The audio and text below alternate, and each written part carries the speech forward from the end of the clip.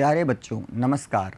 आज हम कक्षा 12 गणित विषय के प्रथम अध्याय संबंध, फलन तथा उनके प्रकारों के बारे में पढ़ेंगे। सबसे पहला प्रश्न यह उठता है कि संबंध क्या है।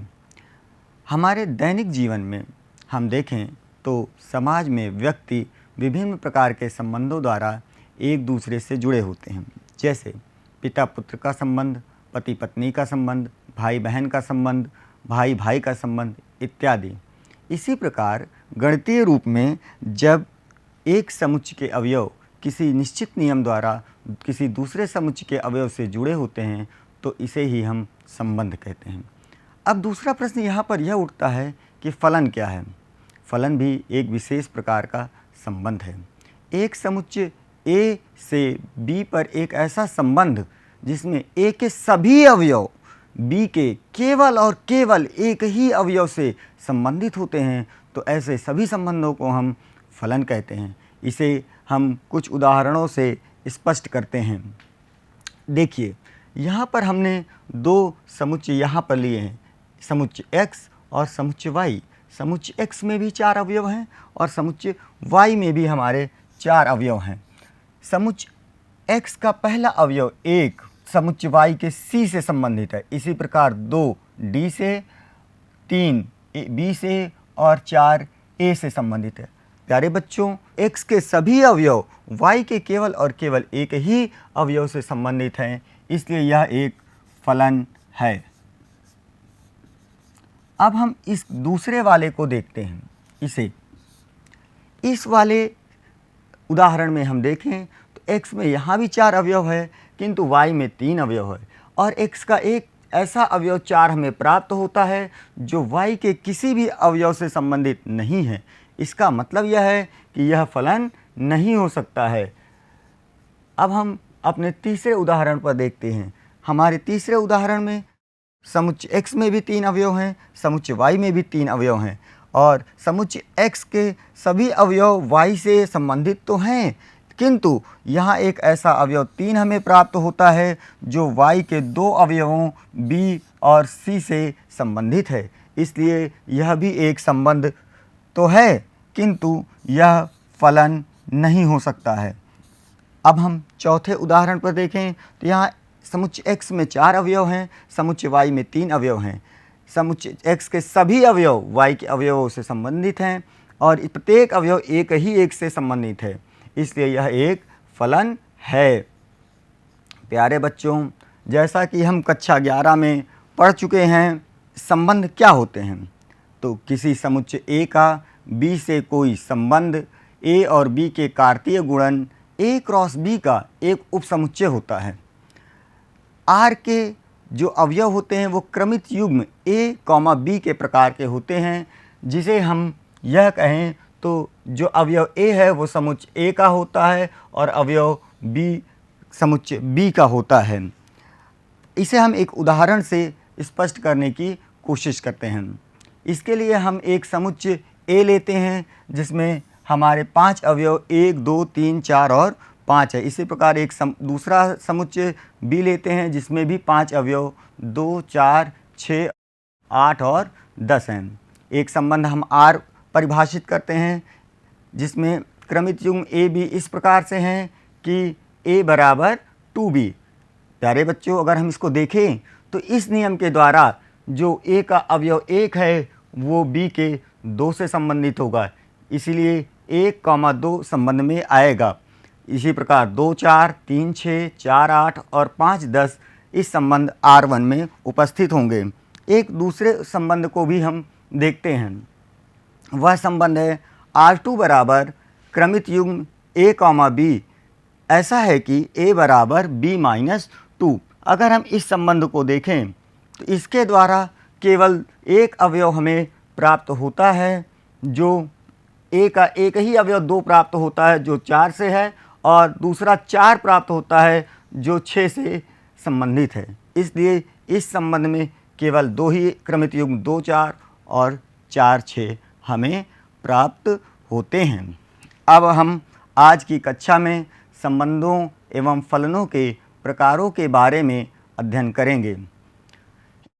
जैसा कि हम जानते हैं, किसी अरिक्त समुच्चय ए में कोई संबंध ए क्रॉस ए का एक उपसमुच्चय होता है, और चूंकि फाई और ए क्रॉस ए स्वयं इसके दो अंत्य यानी ट्रिवियल उपसमुच्चय होते हैं, इसलिए हम इन्हें अंत्य या ट्रिवियल संबंध भी कहते हैं। इसे हम एक उदाहरण से समझने का प्रयास करते हैं।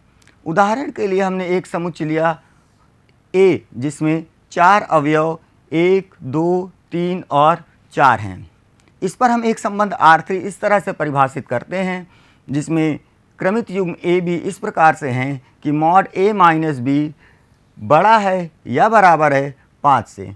तो बच्चों हम देखेंगे कि ए का कोई भी 2 अवयव इस प्रकार से हमें प्राप्त नहीं होंगे जिनका अंतर 5 या 5 से अधिक है। इसलिए इस संबंध R3 में हमें कोई भी अवयव प्राप्त नहीं होगा, अर्थात यह एक रिक्त संबंध है। और रिक्त संबंध कैसा होता है? एक ट्रिवियल संबंध या अंत्य संबंध होता है। बच्चों अब हम संबंधों के प्रकार पर चर्चा करेंगे। किसी समुच्चय ए पर निम्न 3 प्रकार के संबंध परिभाषित किए जाते हैं।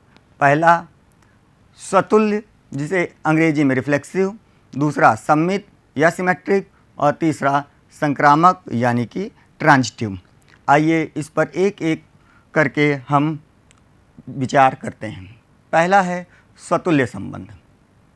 जैसा कि इसके नाम से ही स्पष्ट है, यह एक ऐसा संबंध है जिसमें समुच्चय ए का प्रत्येक अवयव स्वयं से संबंध R द्वारा संबंधित होता है।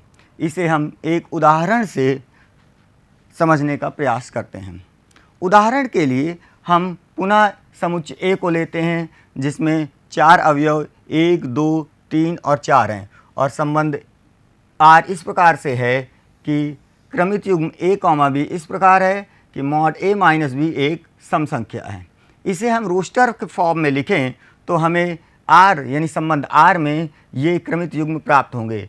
1, 1, 1, 3, 2, 2, 2, 4, 3, 1, 3, 3, 4, 2 और 4, 4।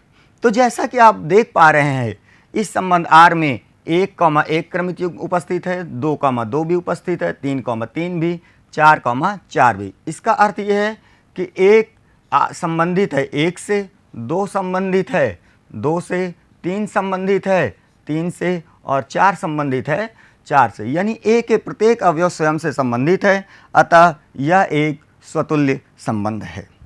दूसरा हमारा होता है सममित संबंध।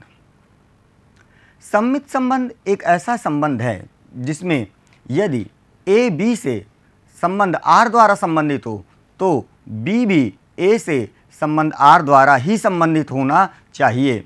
अर्थात यदि क्रमित युग्म ए बी संबंध R में है तो बी ए भी R में उपस्थित होना चाहिए। आइए इसे एक उदाहरण से स्पष्ट करते हैं। हमने पुनः समुच्चय ए लिया जिसमें 4 अवयव 1, 2, 3 और 4 हैं, और संबंध R इस प्रकार से परिभाषित किया कि क्रमित युग्म ए बी इस प्रकार से हैं कि मॉड a माइनस बी एक विषम संख्या है। पुनः इसे हम रोस्टर फॉर्म में लिखने का प्रयास करें तो हमें यहाँ प्राप्त हो गए क्रमित युग्म 1, 2, 2, 3, 3, 4, 1, 4, 2, 1, 3, 2, 4, 3 और 4, 1, क्योंकि इन्हें आपस में घटाने पर हमें एक विषम संख्या प्राप्त होती है। बच्चों ध्यान से देखो, तो अगर यहाँ पर 1, 2 उपस्थित है तो इसका विपरीत 2, 1 भी उपस्थित है। अर्थात अगर 1 संबंधित है 2 से तो यह अप्लाई करता है कि 2 भी संबंधित हो रहा है 1 से। इसी प्रकार 2, 3 उपस्थित है तो इसका उल्टा 3, 2 भी उपस्थित है, 3, 4 का उल्टा 4, 3 उपस्थित है, 1, 4 का उल्टा 4, 1 उपस्थित है। प्यारे बच्चों, इस प्रकार यह संबंध सममित संबंध है, किंतु यह संबंध सममित होने के साथ साथ स्वतुल्य नहीं है। क्यों? क्योंकि इस ए के जो अवयव 1, 2, 3, 4 हैं वो स्वयं से संबंधित नहीं हैं। आइए बच्चों, अब हम अपने तीसरे संबंध यानी संक्रामक संबंध पर चर्चा करते हैं। ऐसा संबंध जिसमें ए संबंधित हो बी से, बी संबंधित हो सी से, तो ए को संबंधित होना हो चाहिए सी से। ये अर्थात यदि ए बी और बी सी संबंध R में हैं तो ए सी संबंध R में होना चाहिए। इसे हम एक उदाहरण से समझने का प्रयास करते हैं। पुनः हम उदाहरण में एक समुच्चय ए लेते हैं जिसमें 4 अवयव 1, 2, 3, 4 है, और हम एक संबंध R परिभाषित करते हैं जिसमें 3 क्रमित युग्म 1, 2, 2, 3 और 1, 3 है। बच्चों देखिए, यहाँ पर अगर एक संबंधित है 2 से और 2 संबंधित है 3 से, तो हमें यह प्राप्त हो जाता है कि एक संबंधित है 3 से। ध्यान से आप देखेंगे तो यह संबंध एक संक्रामक संबंध तो है, किंतु ना ही यह सम्मित है ना ही स्वतुल्य है। क्यों? क्योंकि 1 और 2 तो उपस्थित हैं, लेकिन इसका उल्टा 2, 1 उपस्थित नहीं है। और स्वतुल्य इसलिए नहीं है क्योंकि ना तो 1, 1 इसमें उपस्थित है, ना ही 2, 2 उपस्थित है, और इसी प्रकार से 3, 3 और 4, 4 भी यहाँ उपस्थित नहीं है। जब कोई संबंध स्वतुल्य, सम्मित तथा संक्रामक तीनों होता है तो उसे हम एक तुल्यता संबंध कहते हैं। जैसे पूर्णांकों के समुच्चय Z में एक संबंध R इस प्रकार से है कि क्रमित युग्म AB इस तरह से है कि मॉड A माइनस B एक सम संख्या है। इसके द्वारा प्रदर्शित जो संबंध है वो एक तुल्यता संबंध होता है।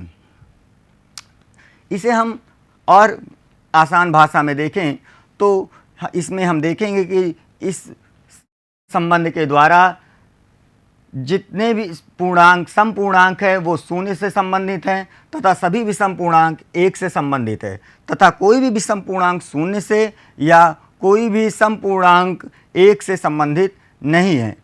इस प्रकार 0 से संबंधित सभी अवयवों के समुच्चय को 0 का तुल्यता वर्ग कहते हैं तथा इसे बड़े कोष्ठक में 0 के द्वारा प्रदर्शित करते हैं। इसी प्रकार 1 से संबंधित सभी अवयवों को 1 का तुल्यता वर्ग कहते हैं तथा इसे बड़े ब्रैकेट या क्लोज ब्रैकेट 1 के द्वारा प्रदर्शित करते हैं। अर्थात 0 के तुल्यता वर्ग में हमें ऐसे अवयव A प्राप्त होंगे जो संबंध R द्वारा 0 से संबंधित हैं। इसी प्रकार 1 के तुल्यता वर्ग में हमें वह अवयव प्राप्त होंगे जो 1 से संबंध R द्वारा संबंधित हैं। प्यारे बच्चों, तुल्यता वर्ग के कुछ विशेष गुण होते हैं। आइए इन्हें देखने का प्रयास करते हैं।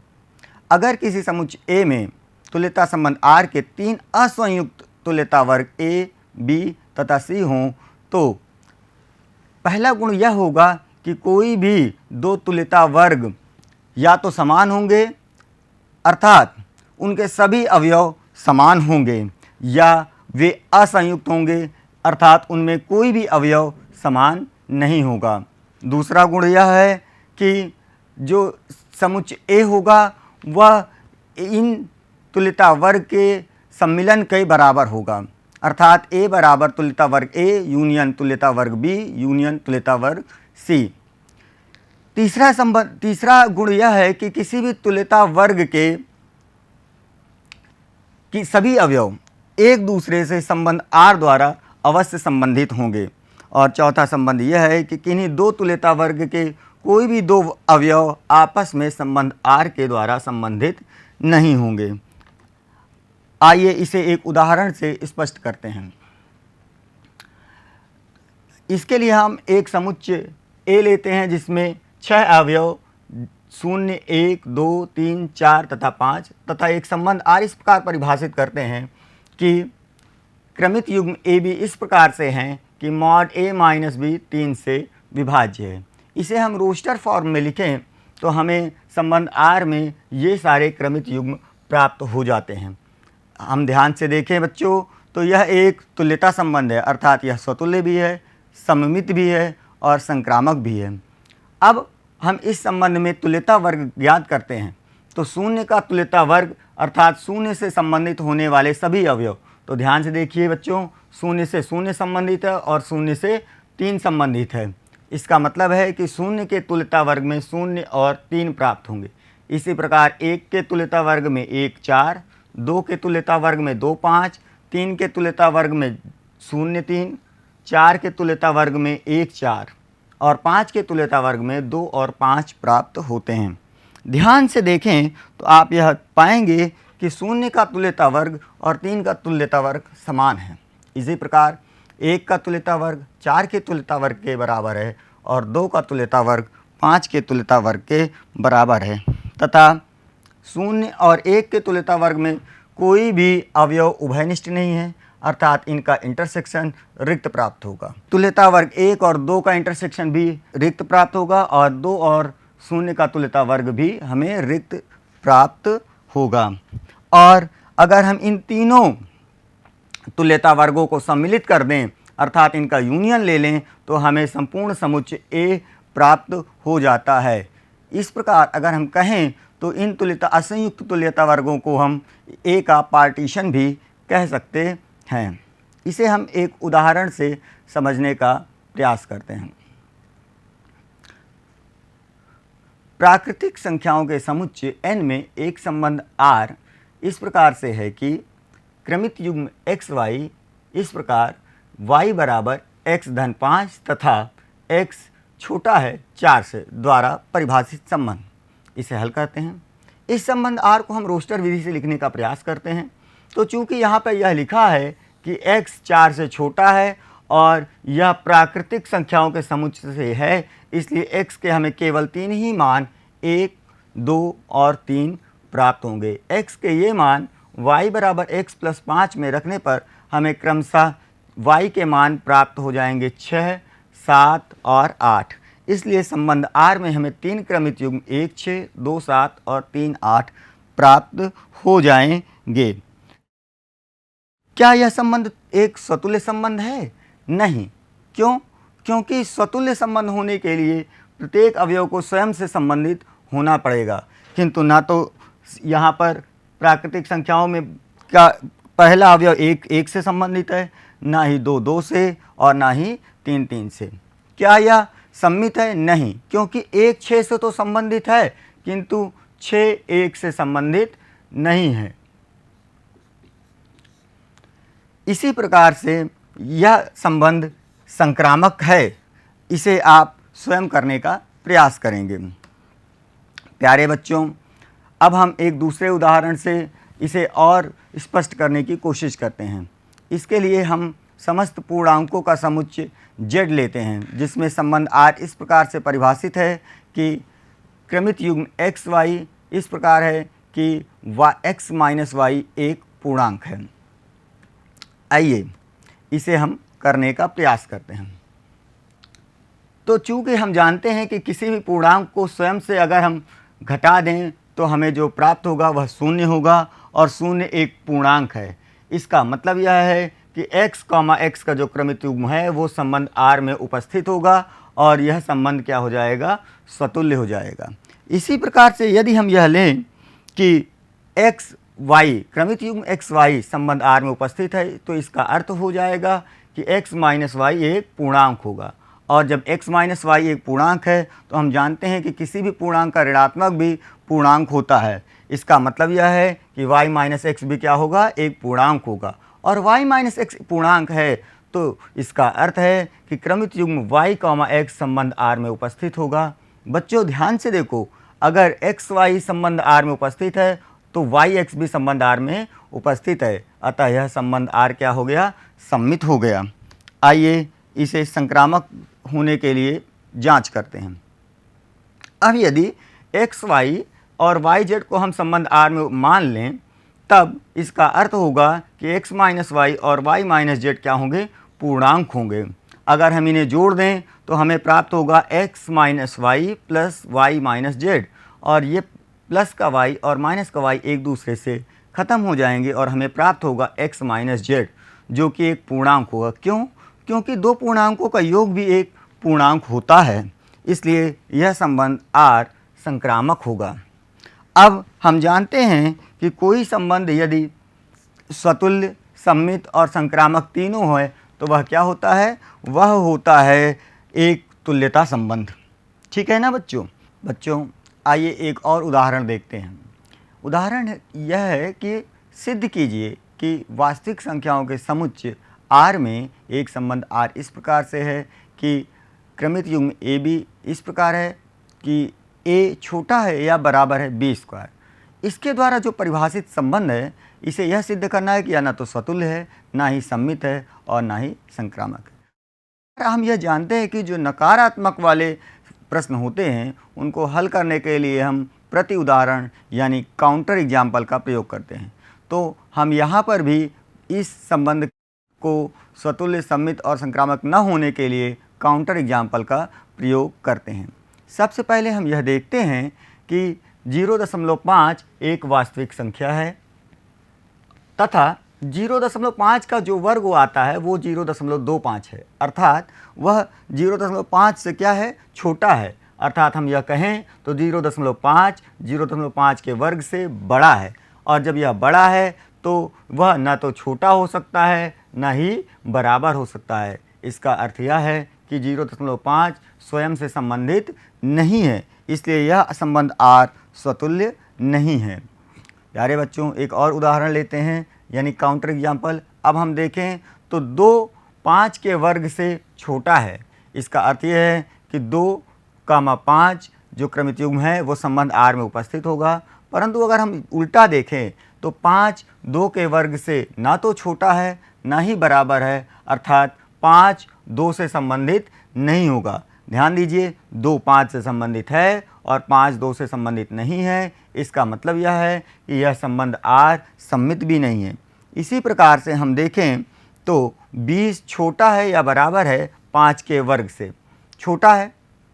इससे यह मिलेगा कि जो क्रमित युग्म 20,5 है वो संबंध R में होगा, तथा 5 छोटा है या बराबर है 3 के वर्ग से, इसलिए क्रमित युग्म 5,3 संबंध R में होगा। लेकिन इन दोनों को हम जोड़ें तो 20 छोटा नहीं हो सकता ना ही बराबर है 3 के वर्ग से, जिससे 20 3 से संबंधित नहीं हो सकता। देखिए, 20 5 से संबंधित है, 5 3 से संबंधित है, किंतु 20 संबंधित नहीं है 3 से। इसका अर्थ यह है कि यह संबंध संक्रामक भी नहीं है।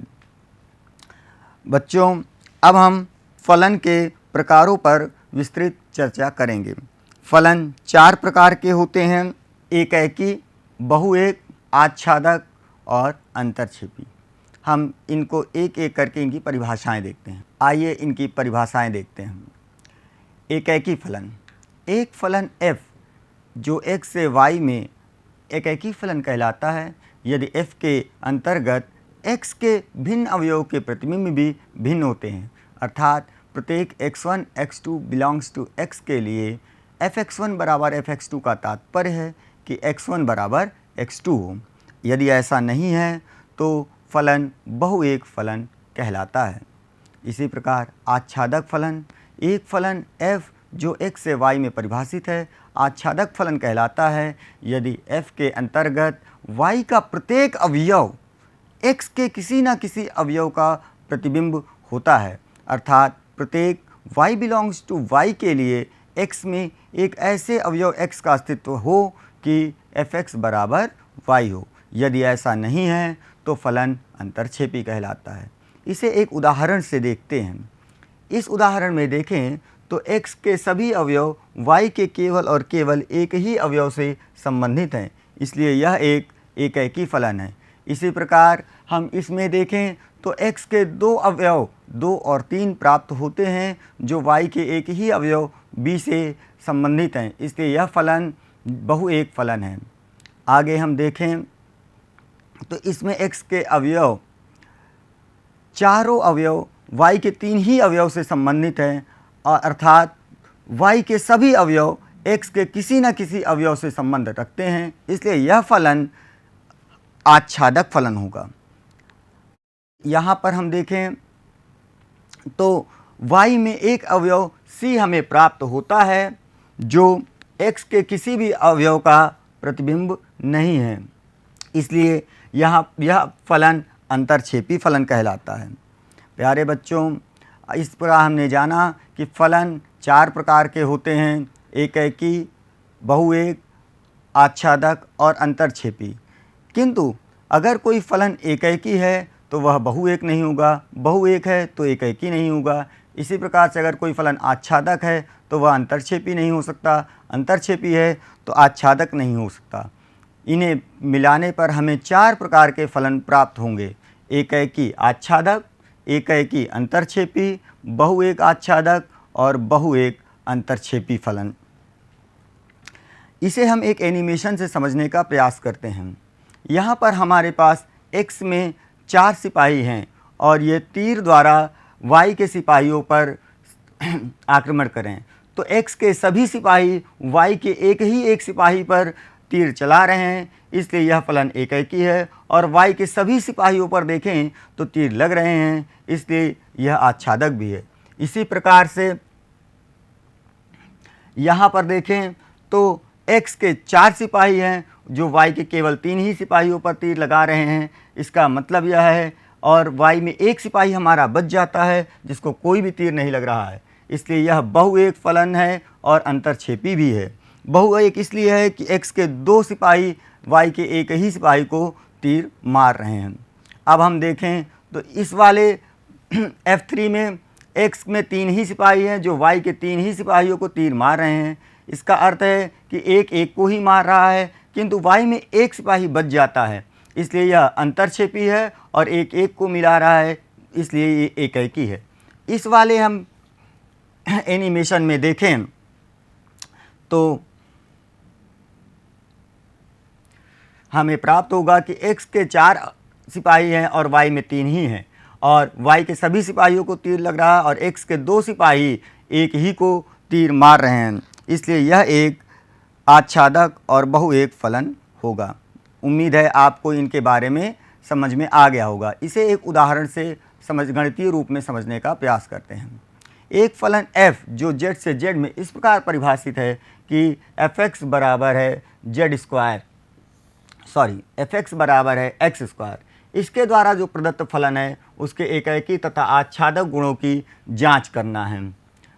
एकाएकी के गुण की जांच करने के लिए हम सदैव fx1 बराबर fx2 मान लेते हैं। यहाँ पर fx की परिभाषा से fx1 बराबर x1 स्क्वायर और fx2 बराबर x2 स्क्वायर। अगर हम इस x2 स्क्वायर को बाईं ओर लाएं तो ये हो जाएगा x1 square minus x2 square बराबर 0। अब हम इस पर जो हमारा सूत्र होता है a square minus b square का वो आरोपित करें तो हमें प्राप्त होगा एक कोष्टक में x1 प्लस x2 और दूसरे कोष्टक में x1 माइनस x2। इसे हम अलग अलग करें तो हमें प्राप्त होगा x1 बराबर x2 और x1 बराबर माइनस x2, और ये दोनों ही z में परिभाषित हैं, इसलिए यह फलन एकाएकी नहीं है बल्कि क्या है, बहुएक है।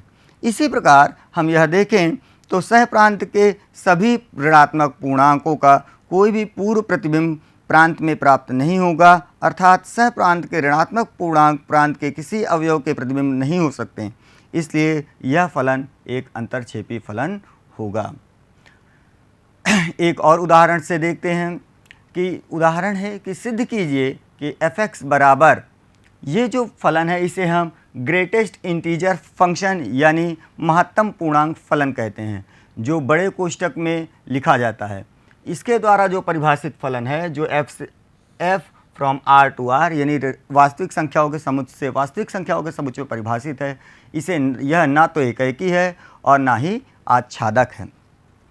आइए इसे करने का प्रयास करते हैं। इसे भी हम काउंटर एग्जाम्पल यानी प्रति उदाहरण की सहायता से करेंगे। तो हम जानते हैं कि f 1.1 का मतलब है कि महत्तम पूर्णांक फलन 1.1, और हम जानते हैं कि इसका केवल महत्तम पूर्णांक लिया जाएगा, इसलिए इसका मान 1 प्राप्त होगा।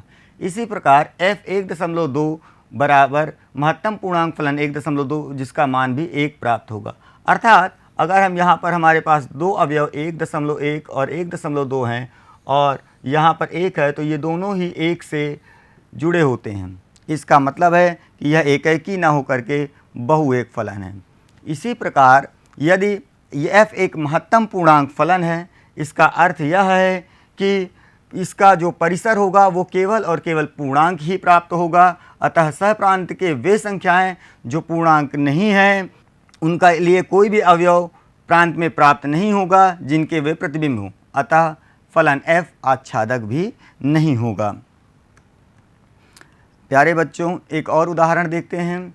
इसमें फलन f जो वास्तविक संख्याओं के समुच्चय r से r में परिभाषित है और इस प्रकार है कि fx बराबर है +1 यदि x बड़ा है 0 से, 0 यदि x बराबर 0 और -1 यदि x छोटा है 0 से। इस फलन को हम चिन्ह फलन कहते हैं और यह सिद्ध करना है कि यह तो ना तो एकाएकी है ना ही आच्छादक है। तो चूंकि हम किसी भी ऋणात्मक संख्या को लेंगे तो उसका प्रतिबिंब -1 ही आ रहा है, इसलिए f -1 बराबर भी -1, f -2 बराबर भी -1 और f -3 बराबर भी -1 प्राप्त होगा। अर्थात प्रांत के सभी ऋणात्मक संख्याओं का एक ही प्रतिबिंब -1 तथा सभी धनात्मक संख्याओं का एक ही प्रतिबिंब +1 प्राप्त होता है। इससे यह स्पष्ट है कि यह एकाएकी नहीं है, बल्कि क्या होगा, एक बहुएक फलन होगा। इसी प्रकार सहप्रांत के 3 ही अवयव +1, 0 तथा -1 ऐसे हैं जो प्रांत के अवयवों के प्रतिबिंब बनाते हैं तथा कोई शेष अन्य कोई भी अवयव प्रांत के अवयवों का प्रतिबिंब नहीं है, इसलिए फलन f आच्छादी भी नहीं है। आच्छादी नहीं है तो क्या है, यह एक अंतरक्षेपी फलन है। प्यारे बच्चों, एक और छोटा सा उदाहरण देखते हैं। मान लीजिए समुच्चय A बराबर 1, 2, 3 तथा समुच्चय B में 4, 5, 6 और 7 हैं और फलन f इस प्रकार परिभाषित है कि f बराबर क्रमिक युग्म 1, 4, 2, 5 तथा 3, 6 हैं। तो इसके सिद्ध करना है कि यह एक एकाएकी फलन है। फलन को सिद्ध करने के लिए हम वेन डायग्राम यानी वेन चित्र की सहायता लेंगे। वेन चित्र के द्वारा हम यह देखते हैं कि A का अवयव 1 4 से जुड़ा हुआ है, 2 5 से और 3 6 से, अर्थात एक अवयव 1 से ही जुड़ा हुआ है तथा B में एक अवयव 7 हमें प्राप्त होता है जो किसी से जुड़ा हुआ नहीं है। अर्थात यह फलन एकाएकी तो है किंतु आच्छादक नहीं है, बल्कि अंतरक्षेपी है। प्यारे बच्चों, उम्मीद है कि आपको आज की क्लास बहुत पसंद आई होगी तथा आप फलन और संबंध तथा उनके प्रकारों के बारे में अच्छे से समझ गए होंगे। धन्यवाद।